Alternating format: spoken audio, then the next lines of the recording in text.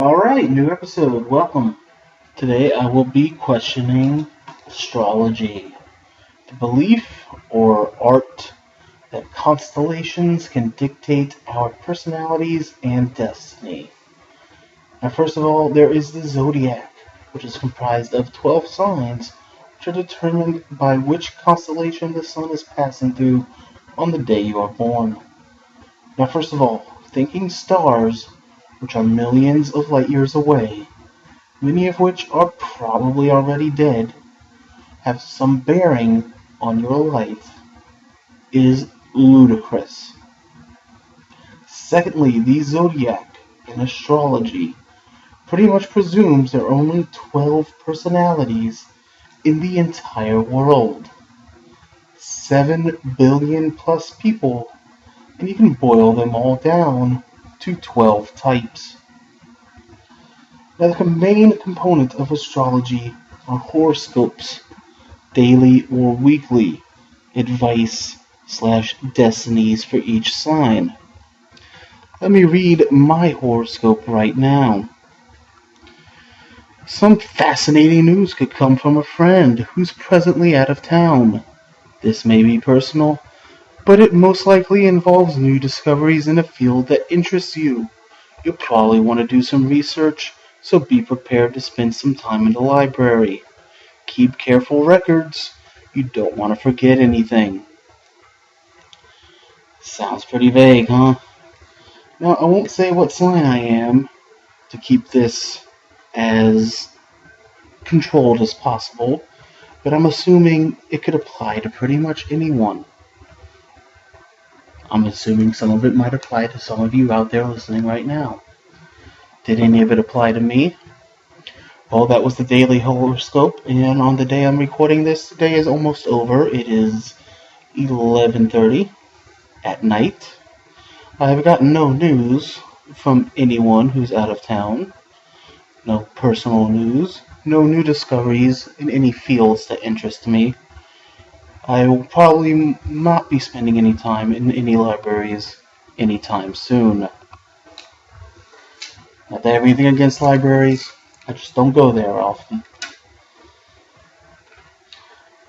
Most of all, none of astrology's claims have been scientifically proven. The practice started in Mesopotamia over 5,000 years ago. That is a long time. In that time, the Earth has moved through the solar system. The system has moved through the galaxy. The galaxy has rotated and moved through space.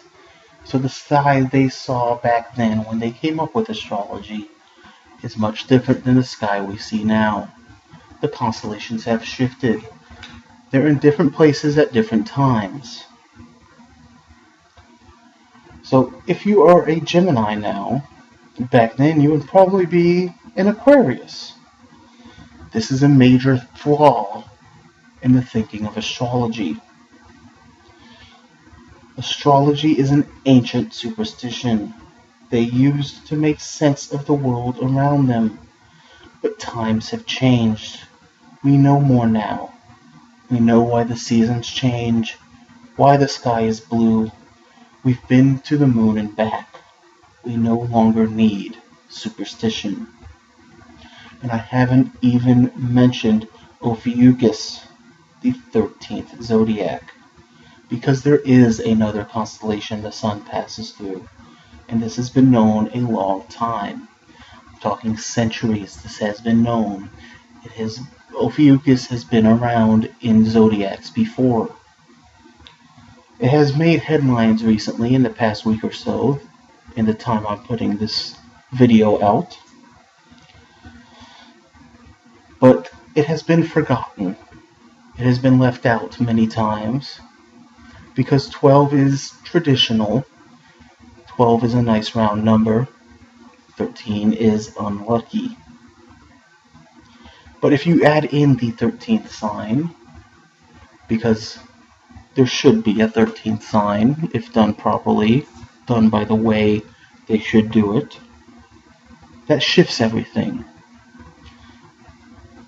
It shifts the dates. of the signs. So now what once was Sagittarius is now a Scorpio, or Ophiuchus. It changes what you are, what you're labeled as, what your personality is. It changes everything. But does it really? Does knowing that there is a change physically change you? Doesn't this itself disprove it? Isn't this enough? Well, I think that's enough for this episode. I'll be back again. Send me your comments. Give me some more topics to go over. Like and subscribe. And I'll see you all again next time. Goodbye.